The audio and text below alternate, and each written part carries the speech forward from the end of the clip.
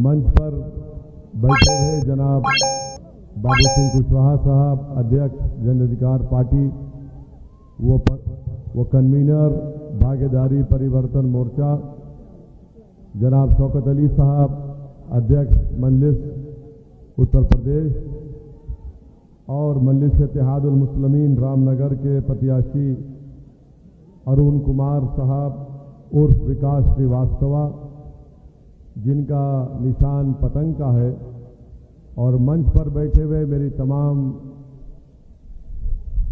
मजलिस इत्तेहादुल मुस्लिमीन के रुखा, मोअज़्ज़िज़ हाज़रीन इकराम, बुजुर्गान मिल्लत, मेरी इज़्ज़तदार माँ और बहनों, आपका बेहद शुक्रिया कि आपने अपना कीमती वक्त निकालकर आज के इस मीटिंग में शिरकत की। मैं आपसे ये गुजारिश और बताने आया हूँ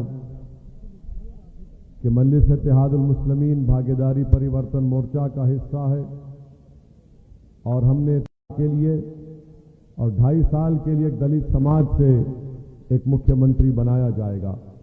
वहीं पर हमने तय किया कि 3 डिप्टी चीफ मिनिस्टर बनाए जाएंगे, एक अल्पसंख्यक समाज से मुसलमान, एक निषाद समाज से और एक अति पिछड़ा समाज से एक शख्स को बनाया जाएगा।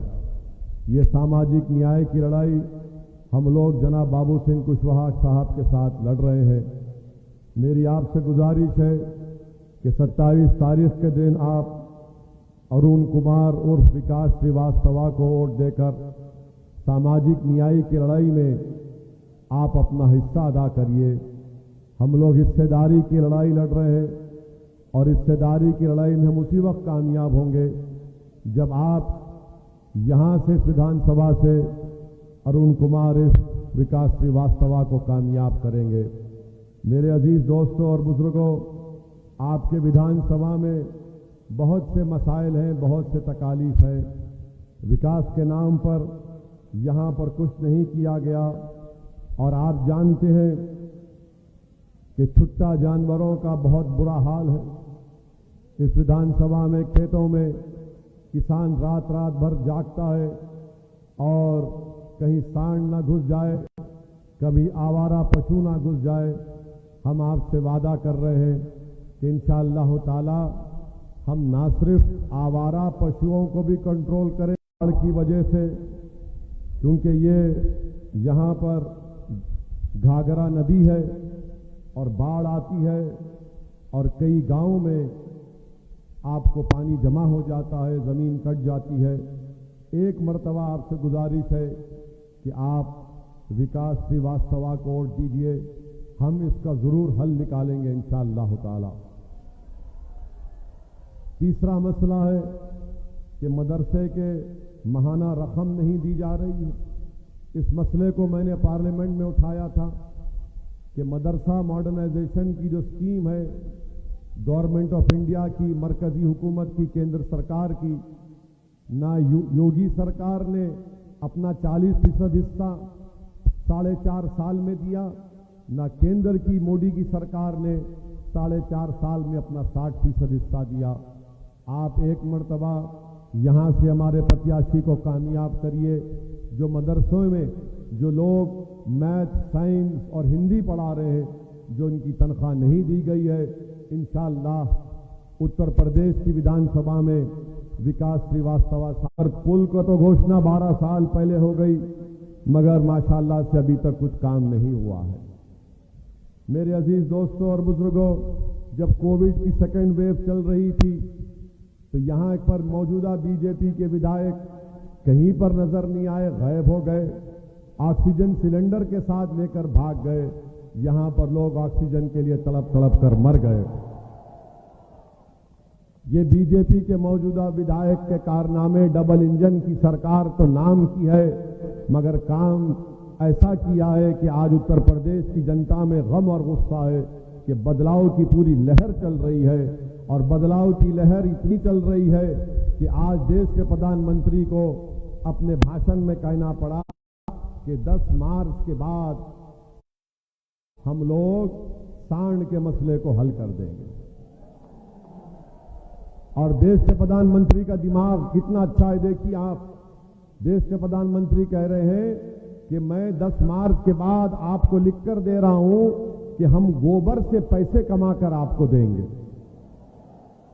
उत्तर प्रदेश के युवाओं को प्रधानमंत्री साइंटिस्ट बनाना नहीं चाहते, डॉक्टर बनाना नहीं चाहते, इंजीनियर बनाना नहीं चाहते, टीचर बनाना नहीं चाहते, लेक्चरर बनाना नहीं चाहते, पुलिस में भर्ती कराना नहीं चाहते, मगर देश के प्रधानमंत्री कह रहे हैं कि भाइयों बहनों 2022 है, 21वीं सदी है, ये सब छोड़ो, गोबर से पैसे निकालो।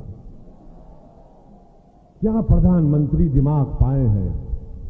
और ये प्रधानमंत्री पहली मर्तबा नहीं कहे हैं। एक मर्तबा प्रधानमंत्री का भाषण है, जाकर देख लीजिए YouTube पर।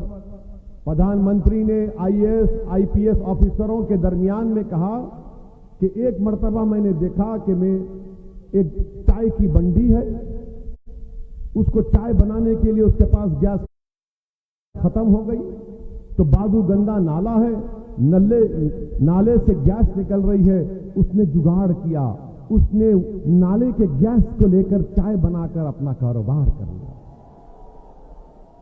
क्या दिमाग है प्रधानमंत्री आपका, वाह। माने नाले की गैस से उसने चाय बनाया। प्रधानमंत्री हमको भी बनाकर दिखाइए, नाले के गैस से चाय कैसा बनती है।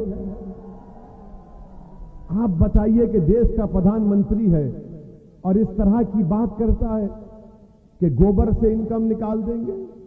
प्रधानमंत्री युवाओं को नौकरी आपने नहीं दी, आपने किसानों को MSP नहीं दी, तो आप तैयार हो जाइए। प्रधानमंत्री कहेंगे भाइयों बहनों अब गोबर पर MSP मिलेगा आपको।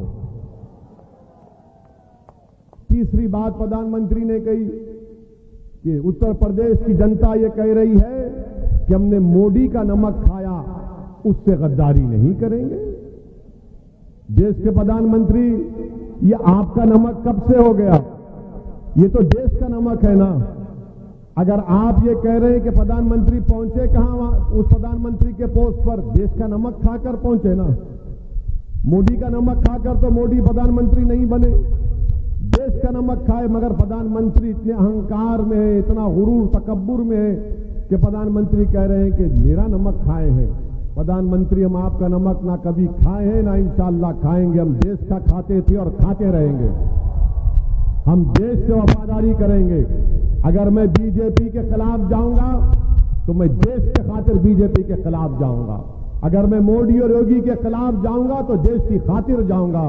देश बड़ा है प्रधानमंत्री, देश का नमक तुमसे बड़ा है और हम सब देश से छोटे हैं। देश से कोई बड़ा नहीं हो सकता। मगर प्रधानमंत्री ये कह रहे हैं कि नमक। अब तीसरी बात प्रधानमंत्री के दिमाग में ये भी आ गई कि वो अब ऐलान कर रहे हैं कि फिक्र मत करिए, युवाओं को ये किया जाएगा। 4.5 साल में 5 साल करीब 7 साल हो चुके हैं। आपने उत्तर प्रदेश की जनता को क्या दिया। आप कह रहे हैं कि नमक मेरा खा रहे नहीं। प्रधानमंत्री जी अगर मैं पेट्रोल डीजल डलाता हूं तो उस पर जो टैक्स सरकार लेती है आपकी, उससे आप गरीब को राशन देते। आपको एहसान नहीं कर रहे। अगर कोई एक मां अपने भूखी औलाद को बिस्किट का पैकेट खरीदती है तो उस पर GST लगता है और उस GST से आप गरीब को उसको आप राशन देते हैं। मगर देश के प्रधानमंत्री समझते हैं कि मैं प्रधानमंत्री नहीं हूं, मैं दिल्ली का बादशाह सलामत हूं। ये इनकी बहुत बड़ी परेशानी है। मेरे अजीज दोस्तों और बुजुर्गों, एक और अहम बात आपको बताना चाहते थे कि यहां पर समाजवादी के जो प्रत्याशी हैं बहुत अनाप शनाप हमारे बारे में बक रहे हैं। हम उनसे कहना चाह रहे हैं भाई साहब हमारे मुंह मत लगो आप। हम किसी को नहीं बख्शे। आप हमारी जबान का मुकाबला नहीं कर पाएंगे, याद रखो। अब आप ज़ईफ हो चुके हैं, घर में बैठो, दुआ दो, मेरी सरपरस्ती करो। ये दौर नौजवानों का है, ये जज्बाती नौजवानों का दौर है। और आप कह रहे हैं कि ओवैसी आएगा तो बीजेपी जीत जाएगी। 2017 में तुम क्यों हार गए थे कुर्सी विधानसभा से? क्या मैं वहां जाकर बोला था कुछ? वहां हार गए तो यहां भागकर आए और यहां पर आकर ओवैसी के बारे में कह रहे हैं। सुनो, सपा के प्रत्याशी मेरी बात को सुनो। मैंने भारत की संसद में अंबेडकर के बनाए हुए संविधान पर हाथ रखकर अल्लाह के नाम पर कसम खाइए कि मैं संविधान को बरकरार रखूंगा। और मैं आपसे कह रहा हूं समाजवादी पार्टी के प्रत्याशी से कि इंशाअल्लाह ताला अल्लाह तुमको हराएगा इंशाअल्लाह ताला। तुम किसी की भी कसम खा लो तुम हारोगे इंशाअल्लाह ताला। 4-4 मर्तबा के विधायक आपने क्या किया यहां पर बताओ? कौन सा विकास का काम किया? कौम के नाम पर सिर्फ वोट बटोरते रहे, अपनी तिजोरियों को भरते रहे, अपनी मकबूलियत में अपनी अना की तस्कीन की, मगर तुमने इस विधानसभा के लिए क्या किया? तुमने कुछ नहीं किया। आज सपा के लोग ओवैसी पर उंगली उठाते हैं। याद रखो, मेरी जबान से किसी को नुकसान नहीं पहुंचता। हां, मेरी जबान से उन लोगों को नुकसान पहुंचता है जो भारत के संविधान की धज्जियां उड़ाना चाहते हैं। मेरी जबान से उनको नुकसान पहुंचता है जो भारत के प्लुरलिज्म को सेकुलरिज्म के खिलाफ है। मेरी जबान से उनको तकलीफ पहुंचती है, उनको तकलीफ पहुंचती है जब हम और बाबू सिंह कुशवाहा हिस्सेदारी की बात करते हैं तो सपा के लोगों के सीनों पर सांप लौटते हैं। अरे बताओ क्या किया तुम्हारी सपा ने? मैं बताओ, कौम का नाम लेकर वोट हासिल करने वालों बताओ। मैं आपको आदाद शुमार दे रहा हूं, आपको मैं जानकारी दे रहा हूं कि उत्तर प्रदेश में अगर मुसलमान दूसरे प्रदेश का एक 10 रुपए अगर खर्चता है अपने घर में तो उत्तर प्रदेश का अल्पसंख्यक समाज का मुसलमान सिर्फ 7 रुपए खर्चता है। कौन जिम्मेदार है इसका बताओ? समाजवादी बसपा के लोगों। मैं जिम्मेदार हूं। 10 रुपये अगर दूसरे प्रदेश में घर में खर्च होता है तो आपके पास सिर्फ 7 रुपये खर्च होते हैं। क्या यह गरीबी नहीं है, मुफलिसी नहीं है?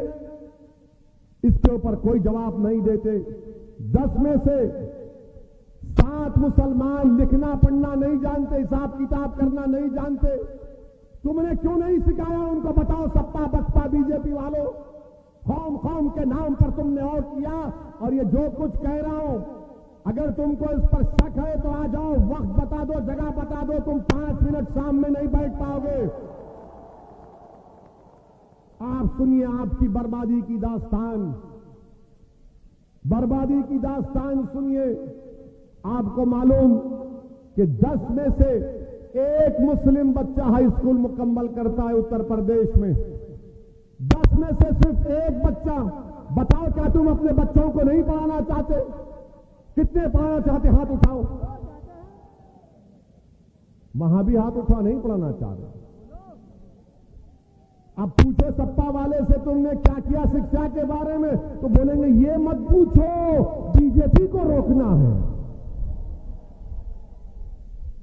स्कूल नहीं देंगे, गरीबी मुकद्दर बना देंगे, और फिर बोलेंगे हमको वोट दो ताकि मैं गरीबी और मुफलिसी के चक्कर में हमेशा फंसा रहूं। तीसरी बात आप सुन लीजिए कि सिर्फ 7% अल्पसंख्यक समाज के मुसलमान हाई स्कूल मुकम्मल करते, सिर्फ 7%, 7%, और 4% यूनिवर्सिटी की डिग्री मिलती है। उसके बावजूद भी सपा वाले मुझ पर उंगलियां उठाते। तुमको तुम्हारे अखिलेश को मुख्यमंत्री बनने का मौका मिला। अखिलेश के पिता को एक नहीं कई मर्तबा मुख्यमंत्री बनने का मौका मिला। बताओ तुमने क्या किया जो कौम करके वोट हासिल करते थे? आपको कुछ नहीं मिला। और आपको एक और बात बता रहा हूं, आपको मालूम कि उत्तर प्रदेश में जो अल्पसंख्यक समाज का मुसलमान है वो अपर कास्ट से अगले जात वालों से 6 साल पहले मर जाता है। जिंदगी में इज्जत नहीं, मौत में भी नहीं है। ना जिंदगी में बराबरी दिए, ना मौत में बराबरी मिल रही। अब बताओ फिर आप किस बुनियाद पर इन पार्टियों को वोट देंगे? मुझसे दुश्मनी क्यों है? क्योंकि मैं इन चीजों को बयान करता हूं। मुझ पर गोलियां क्यों चलाई जा रही हैं? इस वजह से कि ये गरीबों और मजलूमों में जाकर हकीकत को बयान कर रहा है। मैं आपको उठाना चाहता हूं मैं आपको खड़ा करना चाहता हूं, मैं आपको नेता बनाना चाहता हूं। ये मेरी लड़ाई नहीं लड़ रहा, आपके लिए लड़ रहे हैं हम लोग। ये सपा वाले आपको नहीं बताएंगे, ये पूरा डेटा है, आंकड़ा है मेरे पास। अखिलेश क्या कहेंगे, हम अल्पसंख्यक समाज को ई रिक्शा देंगे। अरे अबे ई रिक्शा की जरूरत नहीं है, शिक्षा में स्कूल की जरूरत है, कॉलेज की जरूरत है, गरीबी के खात्मे की जरूरत है। आप वो भी नहीं देना चाहते हमको। और आपको मालूम मेरे अजीज दोस्तों और बुजुर्गों, ये कौन जिम्मेदारी लेगा फिर इसका। इसीलिए मंजलिस पर तनकीद की जाती है, बाबू सिंह कुशवाहा पर उंगलियां उठाई जाती हैं। हम आपसे अपील करने आए हैं मेरे अजीज दोस्तों और बुजुर्गों कि आप 27 तारीख के दिन विकास श्रीवास्तव जिसका निशान पतंग है उसके निशान पर वोट डालिए। ये लड़ाई हमारी है, ये लड़ाई आपकी है और मेरी जिंदगी की कोई कीमत नहीं है। मैं शुक्रगुजार हूं बाबू सिंह कुशवाहा साहब का कि उन्होंने मुझे इतना मान सम्मान दिया, मुझे इतनी इज्जत दी और कहा कि असदुद्दीन ओवैसी के साथ कुशवाहा खड़ा हुआ है। मैं इनका शुक्रिया अदा करता हूं, मगर मेरी जिंदगी की कोई अहमियत नहीं है। मैं दुनिया में आया तो चला जाऊंगा, आपका मुस्तकबिल है। मैं कल आने वाला सूरज जब निकलेगा वो तुम्हारा होगा, याद रखो। और अगर जो गोली हमको मार रहा है हमको मार दे तो हमको परवाह नहीं, हम सिक्योरिटी नहीं लिए। हमने पार्लियामेंट में खड़े होकर कहा कि हमको सिक्योरिटी जेड कैटेगरी की नहीं चाहिए, हमको ए कैटेगरी का शहरी बनाओ आप। अगर ओवैसी को सिक्योरिटी मिल जाएगी और मेरे बच्चों को नहीं मिलेगी तो उसका क्या फायदा। अगर ओवैसी को सिक्योरिटी मिल जाएगी और मेरे 22 बच्चों को CAA NPR के प्रोटेस्ट में गोली मारकर उनको शहीद कर दिया गया तो मेरी जिंदगी का क्या फायदा। अगर 10 में से सिर्फ एक बच्चा हाई स्कूल में पढ़ रहा है तो मैं क्या करूंगा सिक्योरिटी लेकर। अगर 19% में सिर्फ 4% बच्चे ग्रेजुएट हो रहे हैं तो मैं सिक्योरिटी लेकर क्या करूंगा। अगर सबसे गरीब मैं हूं तो मेरी सिक्योरिटी क्या फायदेमंद। सबसे ज्यादा बेरोजगार अगर हम हैं तो सिक्योरिटी लेकर मैं क्या करूंगा।